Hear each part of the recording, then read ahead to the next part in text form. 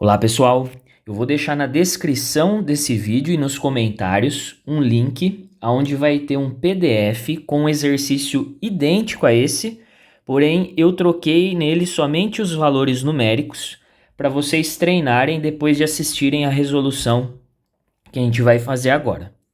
Então vamos lá. Nesse exercício ele fala para a gente que tem uma moeda no fundo aqui de um copo com água, e ele deu para a gente o diâmetro dessa moeda de R$1. E ele quer que a gente calcule a profundidade H que essa moeda se encontra. Então, pessoal, pensando aqui na geometria do desenho que ele deu para a gente, ele forneceu já a distância D, e se nós conhecermos o ângulo de incidência, se a gente conseguir calcular o valor do ângulo de incidência, através das relações trigonométricas, o D aqui seria o cateto oposto, pensando no ângulo de incidência, o H, a profundidade, seria o cateto adjacente.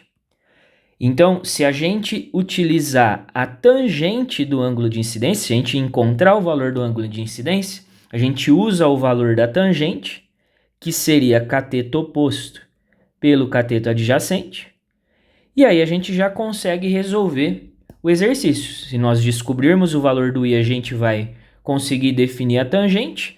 O cateto oposto nós já temos, que é o 27 milímetros. Falta encontrar o cateto adjacente, que é a pergunta do exercício, que é a profundidade H. Então, para a gente definir o valor desse ângulo de incidência, nós teríamos que lembrar do fenômeno físico que está acontecendo aqui. A luz, a imagem aqui da moeda está saindo da água e indo para o ar, onde a pessoa aqui observa ela.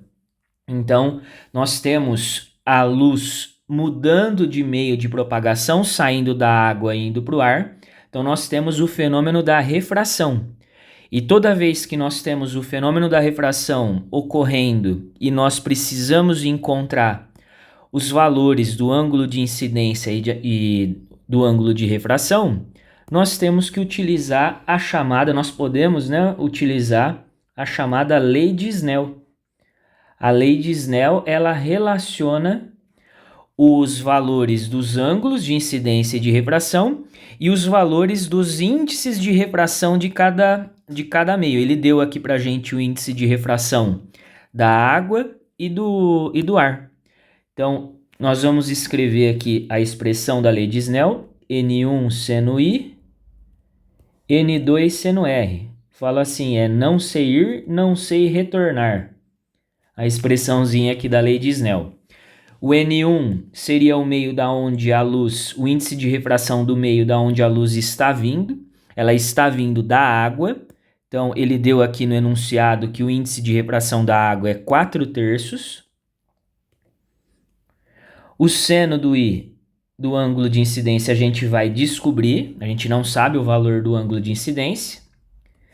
E o N2 é o índice de refração do meio para onde a luz está indo. Ela foi aqui para o ar, então o N2 seria o índice de refração do ar que ele deu aqui para a gente, que é 1. E o seno do ângulo de refração, o enunciado também trouxe, que é 2/3. Eu vou substituir já aqui por 2/3. Podemos cortar esse 3 dos dois lados da igualdade, porque é uma multiplicação. Eu passo o 4 dividindo, vai ficar 2 dividido por 4, vai dar meio, ou 0,5, coloquei 1/2. E aí nós poderíamos lembrar que o ângulo que tem o seno valendo meio é 30 graus. O enunciado foi generoso aqui com a gente, ele já mostrou aqui para o aluno que o seno de 30 vale meio. Se caso o aluno não lembrasse que o ângulo que tem o seno valendo meio é 30, o enunciado deu de graça para a gente aqui. Então, nós sabemos que o ângulo de incidência é 30. Ele deu o valor no enunciado do seno e do cosseno. Então, eu disse que para a gente descobrir o valor do H, nós teríamos que usar a tangente do ângulo de incidência. Então, se você lembra lá daquela tabelinha do 30, 45 e 60, o valor da tangente do ângulo de 30, Você já poderia colocar direto, a tangente de 30 é raiz de 3 sobre 3. Ah, mas Henrique, eu não vou lembrar, não lembro dessa parte. Para você que não lembra da tangente de 30, como ele deu no enunciado o seno e o cosseno, você teria que lembrar que a tangente de um ângulo é seno sobre cosseno. Então, se caso nós não tivéssemos lembrando do valor da tangente de 30, nós teríamos que fazer o seno de 30 dividido pelo cosseno de 30. É outra relação trigonométrica importante de estar lembrando, né? Pensando na pessoa que está se preparando para um vestibular. Então, eu vou, já, como a gente já lembra do valor da tangente de 30, raiz de 3 sobre 3, eu vou colocar aqui. O cateto oposto seria o diâmetro, que vale 27 milímetros, e o cateto adjacente seria a profundidade H, que a gente quer encontrar. Então, nós vamos multiplicar em cruz, vai ficar raiz de 3 vezes H é igual a 3 vezes 27. Não vou fazer essa operação. Vou passar a raiz de 3 dividindo, vai ficar 3 vezes 27 dividido por raiz de 3.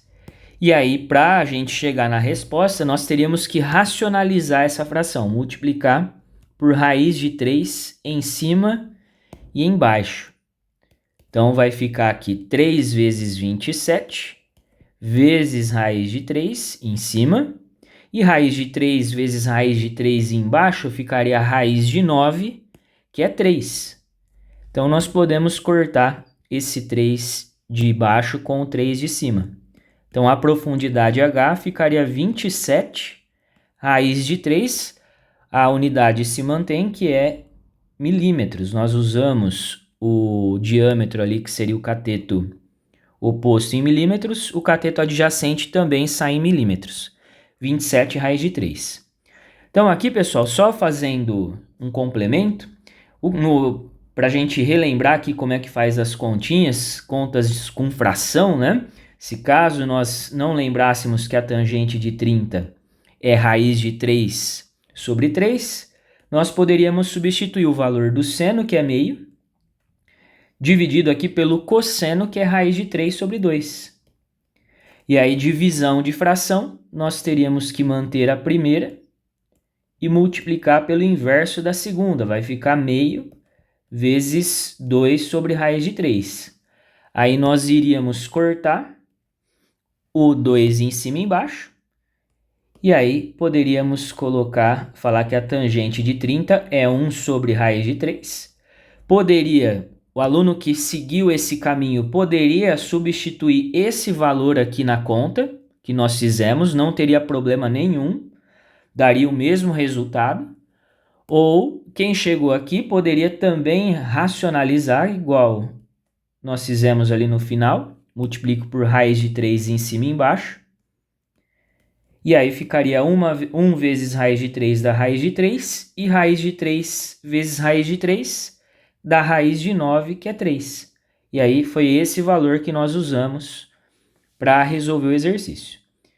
Então, pessoal, eu montei um exercício idêntico a esse. É a mesma questão, o mesmo enunciado com valores diferentes para vocês treinarem. Se tiverem alguma dúvida, coloquem aí nos comentários.